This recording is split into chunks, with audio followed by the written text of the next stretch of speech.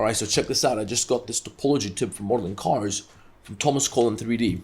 As you guys know, I'm making this Aston Martin. I've been doing that in the last couple of videos. And then Thomas Cullen saw one of my videos and he told me, Aryan, you fucked up. You got triangles where you don't need to have triangles. You can fix that shit in like 3 seconds. So here's what Thomas Cullen told me. And he pointed out this area right here where I have my mesh, and then there's like a diagonal cut across the mesh, which kind of gives you these triangles. So how do you clean that up? Here's what he told me. All you gotta do is you zoom in. Let's say we want to join these two triangles into quads. All you gotta do is press K. That gives you your knife tool. Then you click here.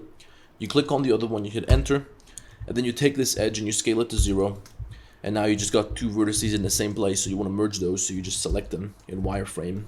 You select them with your box select tool M, merge by distance, and there you go. You got quads only. That's it. So hopefully this is gonna help you guys fix up your topology. I'm going to do that in a couple more places because I got a bunch of triangles on this model. I don't really give a shit about the topology on this model, so I'm not too worried about it, but maybe I'll clean up some places to make it just a little bit nicer on principle. But if you guys want to see the full process of how I made this Aston Martin that I'm working on, if you want to see how I made what I got so far, I put up the first 7 episodes of the Aston course on my Patreon page, so you guys can go check that out if you want to ask me a question or something.